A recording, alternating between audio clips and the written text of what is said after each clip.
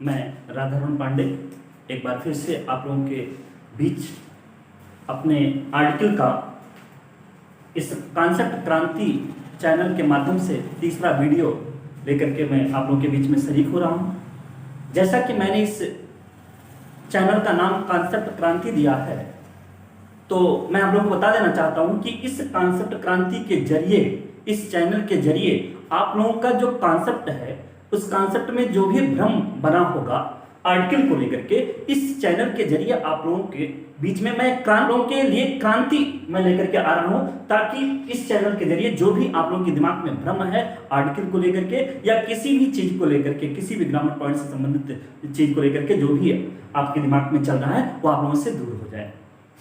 मैं उम्मीद करता हूं कि आपका ये तीसरा वीडियो जो होगा बहुत ही आप लोग ध्यान दे करके, कंसंट्रेट होकर के, बिल्कुल मनन मंथन करके, इसका चिंतन करके आप लोग पठन अपना अध्ययन करेंगे। चलते हैं। मैंने आप लोगों को बताया था, इससे पहले वाले वीडियो में मैंने बताया था कि आर्टिकल को दो भागों में पढ़ा जाना चाहिए। आर्टिकल को दो भागों में पढ़ा जाना चाहिए, पहले मैं बता चुका हूं। अर्थात article should be studied under two groups, and definite article और डेफिनेट आर्टिकल। एंड डेफिनेट में मैंने आप लोगों से शेयर किया था कि ए और एन आते हैं, और डेफिनेट में आपके द आता है। एंड डेफिनेट का काम क्या होता है? एंड डेफिनेट का काम क्या होता है? अनिश्चितता का बोध कराना, और अनिश्चितता के अर्थ में एक का बोध कराता है। जब हिंदी के एक के लिए बात की जाती है तब हम ए का करते हैं अथवा एन का करते हैं, और ये भी मैं आप लोगों से बता चुका हूं कि कब ए का करते हैं और कब एन का करते हैं, और ए को कब ए पढ़ा जाता है और कब अ पढ़ा जाता हो, ये मैं already I have told to all of you already. ध्यान से सुनेंगे। ए कब पढ़ा जाता है, ए को, और कब आ पढ़ा जाता है, ये सारी चीजें मैं पहले बता चुका हूं। और दा कब पढ़ा जाता है, जो दूसरा पार्ट है इसका डेफिनेट वाला, ये किस लिए प्रयोग किया जाता है, इसका काम क्या आता है।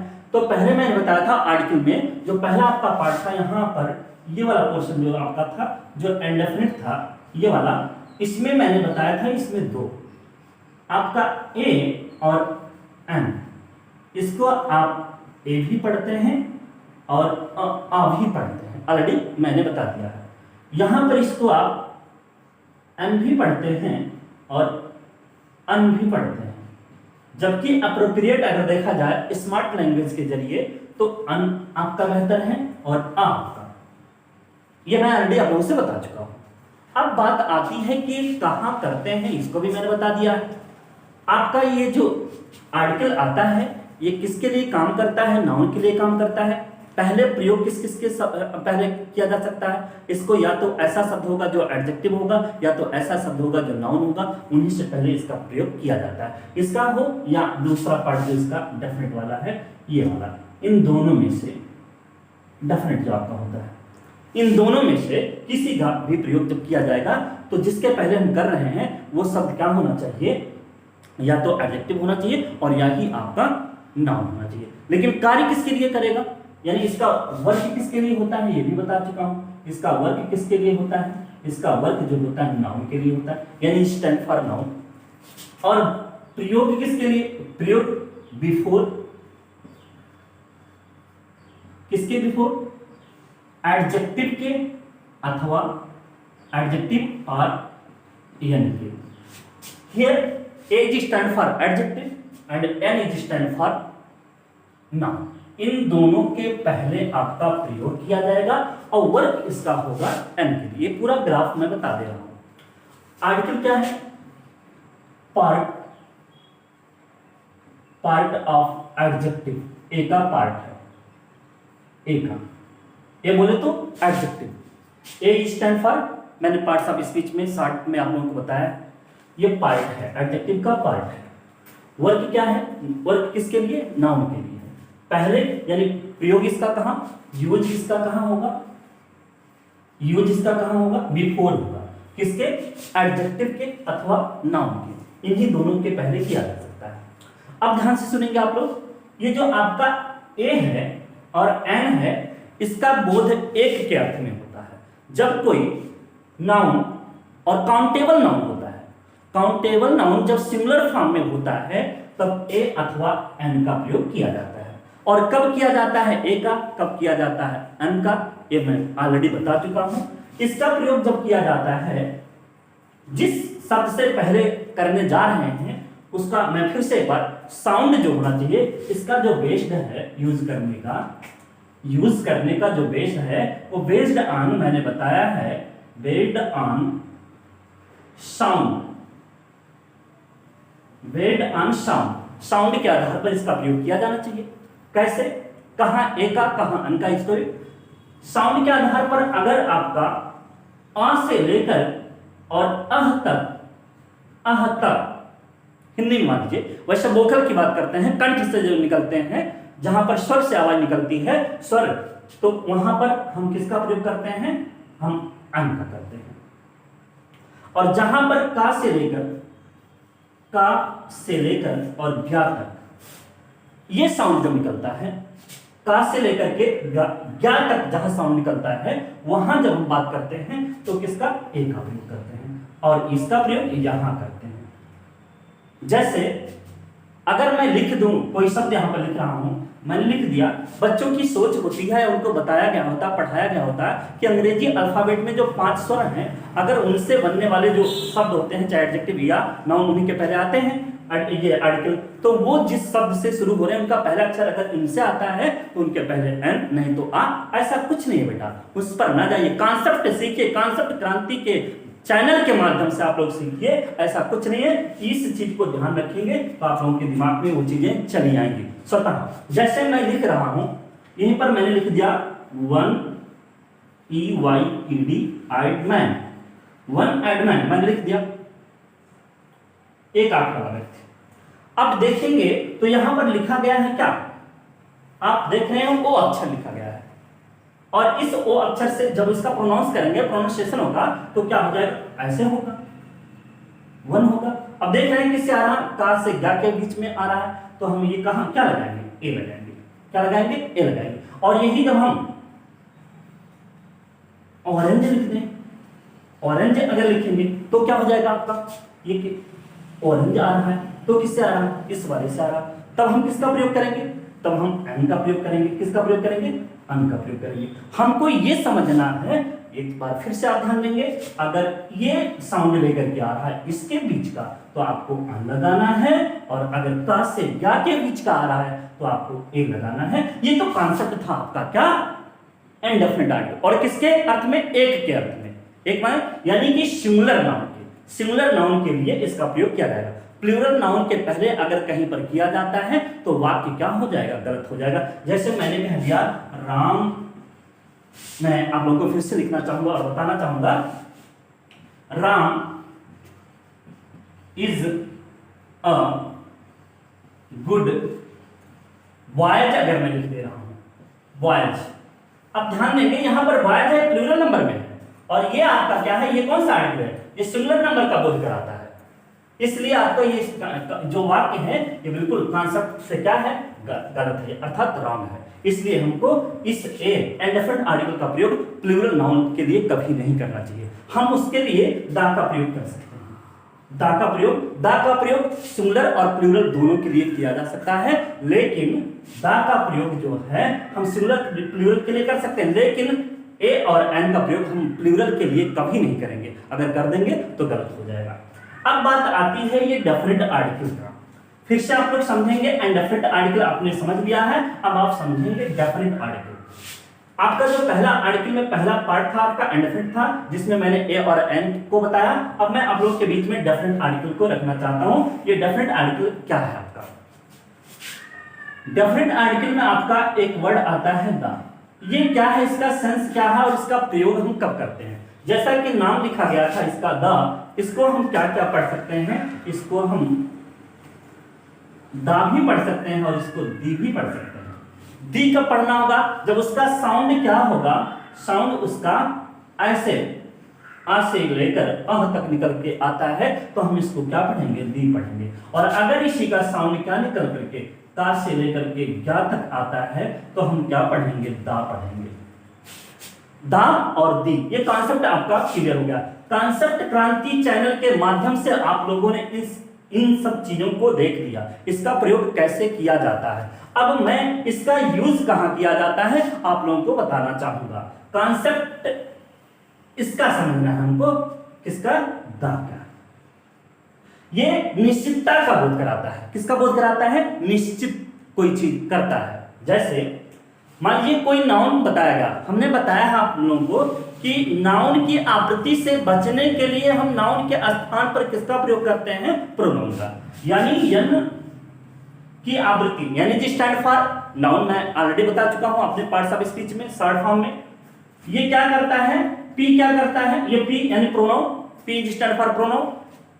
पी क्या करता है, यन की आवृत्ति को रोकता है। जैसे मैंने कह दिया Ram is a boy, Ram is a good boy, good boy. अब इसी में ध्यान से सुनिएगा, मुझे राम के स्थान पर राम ना लिखना पड़े तो फिर मैं राम की जगह पर क्या लिख सकता हूं, ही लिख सकता हूं। मैंने क्या लिख दिया, ही। अगर राम यानी कि नाउन की आवृत्ति से बचने के लिए हम नाउन की जगह किसका प्रयोग करते हैं, प्रोनाउन का प्रयोग करते हैं। उसी सेंस में एक चीज और आपको समझना होगा। जैसे एक उदाहरण, दूसरा उदाहरण मैं बताना चाहूंगा आप लोगों को। I have a pen. आप लोग देख रहे होंगे, एक एग्जांपल मैं लिख रहा हूं, I have a pen, I have a pen, I have a pen. अब ध्यान से सुनेंगे आप लोग, यहां पर एक नाउन है पेन। इस पेन की आवृत्ति ना हो इसलिए इसके जगह पर हम इट का प्रयोग करेंगे। मैं लिखना चाहता हूं it is new, it is new. यह नई है, मेरे पास एक कलम है और यह नई है। लेकिन अगर मैं इस प्रोनाउन को ना लिखूं और इस नाउन के जो ऑलरेडी आ चुका है एक बार उसी के बारे में बताना हो तो हम किसका प्रयोग करेंगे, हम करेंगे आर्टिकल इसके पहले दे देंगे। और कौन सा आर्टिकल देंगे, हम डेफिनेट आर्टिकल दे देंगे, अर्थात द। इसका मतलब क्या हुआ, the pen is new, the pen is new. इसका सेंस क्या निकला बेटा, आप लोग ध्यान से सुनेंगे। इस पेन के बारे में मैंने बताया, जब तक इस पेन के बारे में पता नहीं था तब तक हमने इसके बारे में इंडेफिनिट आर्टिकल का प्रयोग किया था। और जैसे ही ये क्या हो गया कि मेरे पास कलम है लेकिन फिर उसी कलम के बारे में मैं चर्चा करना चाह रहा हूं, तब वो डिफाइन कर दिया कि एक बार इसकी चर्चा पहले ऑलरेडी की जा चुकी है। और इसके सेंस में हम किसका प्रयोग करेंगे, उसको निश्चित करने के लिए इसके सेंस में हम फिर उसके पहले डेफिनिट आर्टिकल, यानी कि वही कलम जिस कलम की चर्चा मैंने की है वो कलम कैसी है, नई है। आ गया होगा समझ, कॉन्सेप्ट आपका समझ आया होगा कि नाउन की जगह हम प्रोनाउन का प्रयोग करते हैं, लेकिन प्रोनाउन के स्थान पर अगर हम उस नाउन को फिर लिखना चाहें उसके जगह पर हम क्या करेंगे, उसके पहले हम क्या लिख देंगे, दा का प्रयोग करके उसे स्पेसिफिक बना देते हैं। स्पेसिफिक माने विशेष कुछ दे देते हैं। अर्थात डेफिनेट आर्टिकल का प्रयोग हम तब करते हैं जिसके बारे में जो बोल रहा है स्पीकर और जो सुन रहा है लिसनर दोनों उससे परिचित हो। जैसे आई हैव अ पेन, मेरे पास एक कलम है। इसी पेन के बारे में जब फिर बताना होगा तो इसके पहले क्या करना होगा, इसे स्पेसिफिक बनाने के लिए क्या कर देंगे, डेफिनेट आर्टिकल का प्रयोग हमें करना पड़ेगा, ताकि वहां यहां पर हम किसका प्रयोग नहीं करेंगे, हम प्रोनाउन का प्रयोग नहीं करेंगे और इस नाउन से पहले हमें क्या लगा देना होगा, डेफिनेट आर्टिकल का प्रयोग करना होगा। एक उदाहरण मैं आप लोगों को और बताना चाहता हूं। There was a king. There was a king. ध्यान से आप लोग देख रहे होंगे, There was a king में मैंने यहां पर एक नाउन का बोध कराया किंग शब्द से। अब इसी किंग के बारे में मुझे कुछ और कहना है।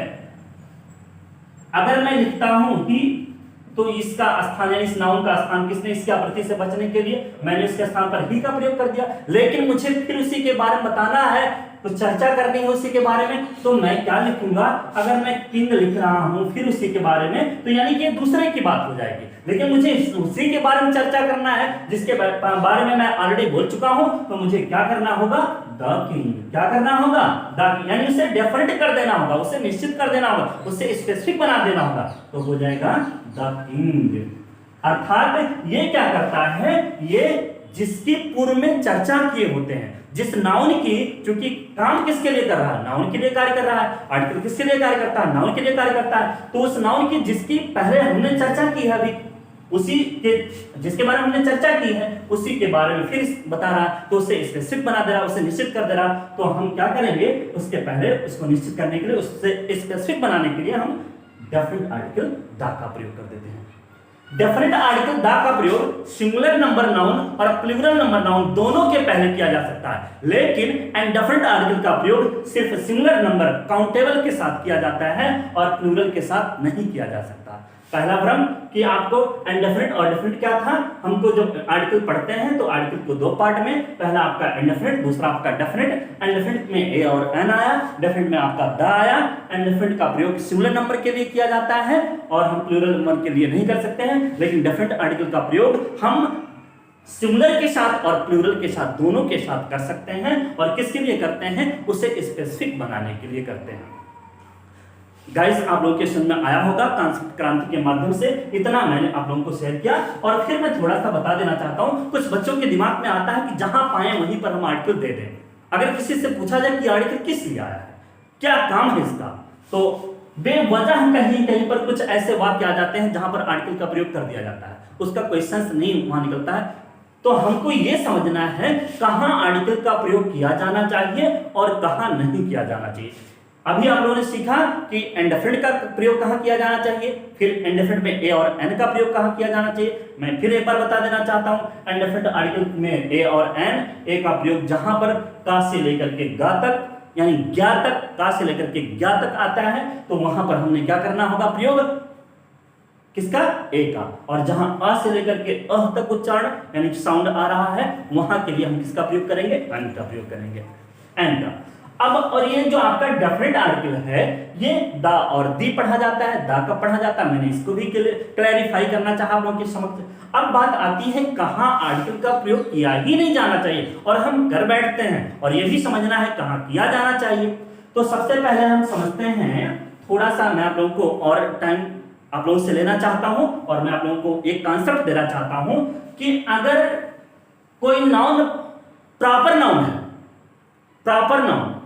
प्रॉपर नाउन से पहले किसी भी आर्टिकल का प्रयोग नहीं किया जाना चाहिए। No article should be used before any proper noun. मैं उम्मीद करता हूं कॉन्सेप्ट आपका क्लियर होगा। जैसे किसी विशेष व्यक्ति व संस्थान का नाम क्या होता है, पार्टिकुलर जो नेम होता है उसी को क्या कहा जाता है, आपका प्रॉपर नाउन कहा जाता है। जैसे मोहन कह दिया गया, मोहन, अब मोहन क्या हो गया, ये पार्टिकुलर किसी का नाम हो गया, लेकिन इसके पहले ना तो ए आना चाहिए, ना ही एन आना चाहिए, और ना ही आपका दा। इन तीनों में से किसी का भी प्रयोग, ये जो हमारा रूल कहता है, no article should be used before proper noun. Proper noun से पहले किसी भी प्रकार का सामान्य स्थिति में प्रयोग नहीं किया जाना चाहिए। ये तो हमारा बेसिक रूल हो जाता है। बेसिक रूल में हमें क्या सीखना है, उसका विशेष रूल आपको सीखना है। जैसे आपने सीखा कि no article should be used before proper noun. Proper noun से पहले किसी भी, अगर मैंने कह दिया The Ram is a student, मैं लिख रहा हूं स्टूडेंट। अब आप लोग देख रहे होंगे यहां पर एक नाउन का प्रयोग किया गया है जो कि क्या है, ये स्पेसिफिक है, यानी कि एक क्या है, पार्टिकुलर है, और ये प्रॉपर नाउन हो गया। और प्रॉपर नाउन के पहले हमने किसका प्रयोग कर दिया, दा का प्रयोग कर दिया। तो यहां पर ये वाक्य अगर पूछा जाए, देखा जाए तो क्या है, गलत है। और गलत क्यों है, इसलिए गलत है कि प्रॉपर नाउन है, और प्रॉपर नाउन से पहले किसी भी आर्टिकल का प्रयोग सामान्य स्थिति में नहीं किया जाना चाहिए। लेकिन ये अंग्रेजी है और अंग्रेजी कॉन्सेप्ट पर चलती है, और इसीलिए मैंने अपने चैनल का नाम आप लोगों के जो भ्रम बनते हैं उनको दूर करने के लिए कॉन्सेप्ट क्रांति दिया है। तो ये क्रांति और यहां पर आ रही है, ध्यान से सुनिएगा। जो प्रॉपर नाउन है उसके पहले प्रयोग किया भी जाना चाहिए।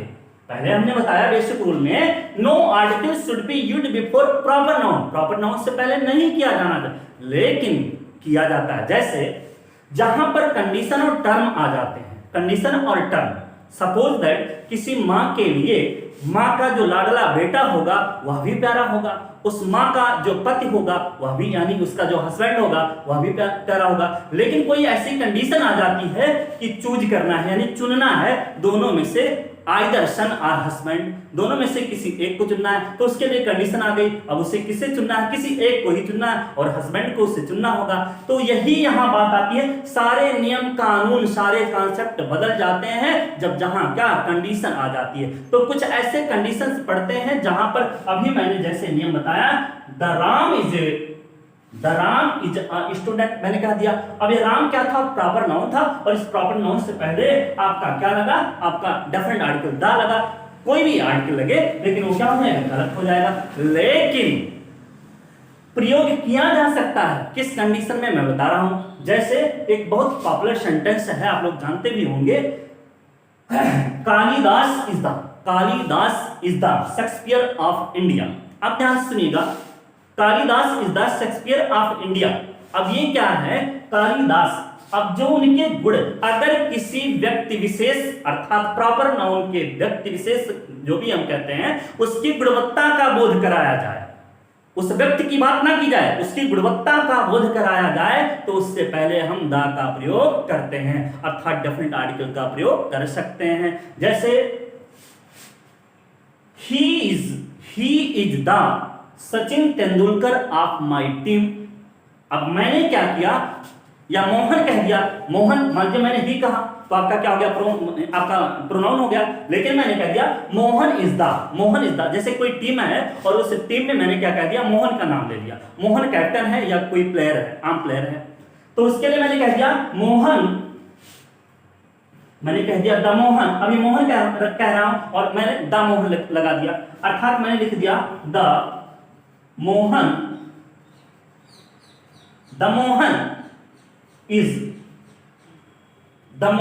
Is Sachin Tendulkar of my team. अब ये क्या हो गया, हमने इस मोहन की गुणवत्ता का बोध कराया है, उसकी क्वालिटी का बोध कराया है, ना कि इस व्यक्ति विशेष की। ऐसी परिस्थिति में, अर्थात मैंने फिर से एक बार आप लोगों को बता दूं कि ऐसी स्थिति जब किसी प्रॉपर नाउन की गुणवत्ता का बोध कराया जाए, गुण की बात की जाए, तो ऐसी स्थिति में उसके पहले हम किसका प्रयोग कर सकते हैं, डेफिनेट आर्टिकल का प्रयोग कर सकते हैं। आपने यहां कॉन्सेप्ट अभी पढ़ा था कि किसी प्रॉपर नाउन से पहले किसी भी आर्टिकल का प्रयोग नहीं किया जा सकता है, लेकिन किया जा सकता है जब उसकी गुणवत्ता का बोध कराया जाए। ऐसी स्थिति में हम इंडेफिनिट आर्टिकल का भी प्रयोग कर सकते हैं। कब, जब उसे जनरल मान करके किया जाए, ही जैसे सचिन तेंदुलकर, ही वह कोई सचिन तेंदुलकर है, ऐसी भी स्थिति में हम कर सकते हैं प्रयोग।